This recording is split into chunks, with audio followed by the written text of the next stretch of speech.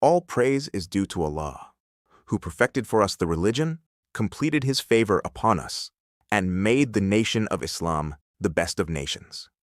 He sent among the nation of Islam a messenger, trustworthy and faithful, who recites to it his verses, purifies it, and teaches it the book Quran and wisdom.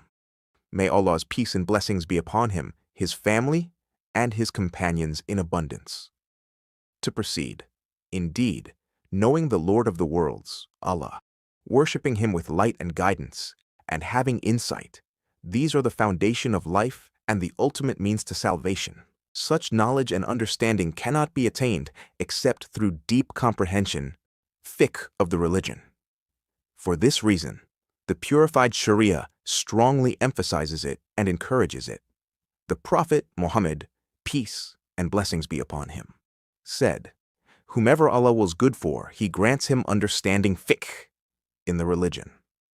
This hadith indicates that all good lies in knowing the rulings of the religion and attaining a correct understanding by which beneficial knowledge can be obtained, leading to righteous deeds. Therefore, it is incumbent upon every Muslim to seek understanding of his religion, so that he may worship his Lord with knowledge and insight, adhering to the noble book of Allah, Quran, and the Sunnah of the Master of the Messengers Muhammad, peace and blessings be upon him, until his deeds are upright and his path is straight. As he, Muhammad, peace and blessings be upon him, said, "Whoever does a deed that is not in accordance with our command, it is rejected." Fiqh jurisprudence in language means understanding.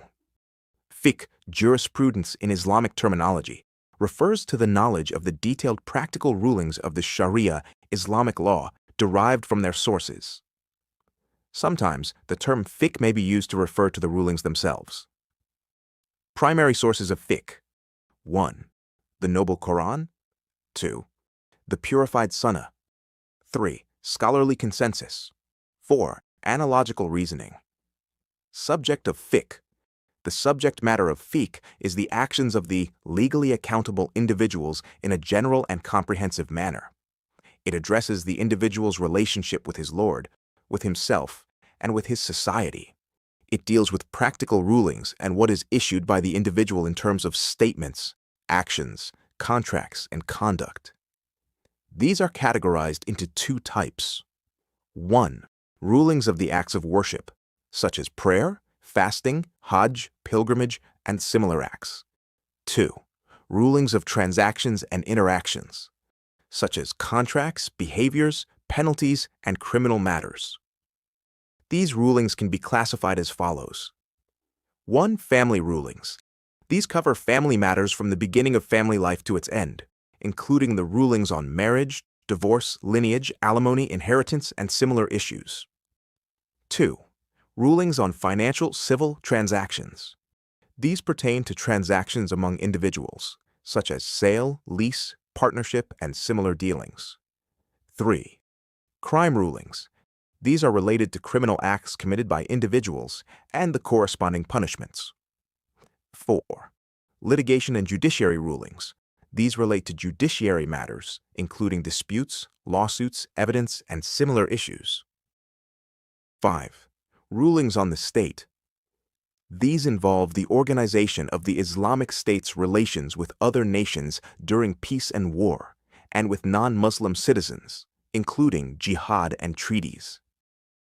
The worth of fiqh Islamic jurisprudence. The knowledge of fiqh and acting upon it leads to the righteousness of the individual, the correctness of his worship, and the uprightness of his behavior. When the individual is upright, society becomes upright. This results in happiness and contentment in this worldly life, and the pleasure of Allah and His paradise in the hereafter. The virtue of fiqh in religion and the pursuit of its knowledge. Getting knowledge in Islamic jurisprudence is among the best of religious deeds and one of the noblest of characteristics. Many textual evidences from the Quran and Sunnah emphasize its virtue and the importance of seeking it. Among them is the saying of Allah the Exalted, "And it is not for the believers to go forth to battle all at once."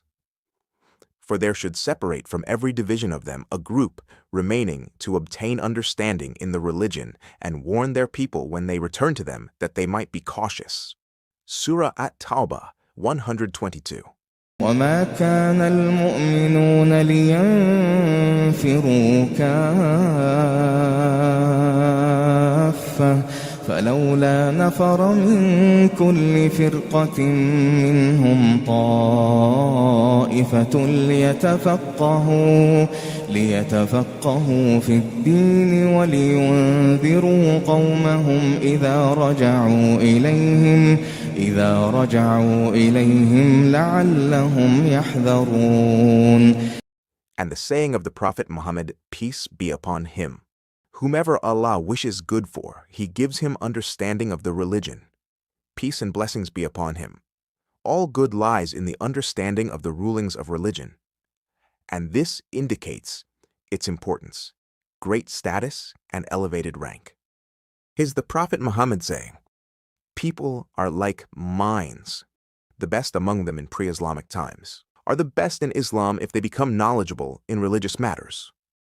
Jurisprudence in religion holds a lofty position in Islam, and its reward is immense.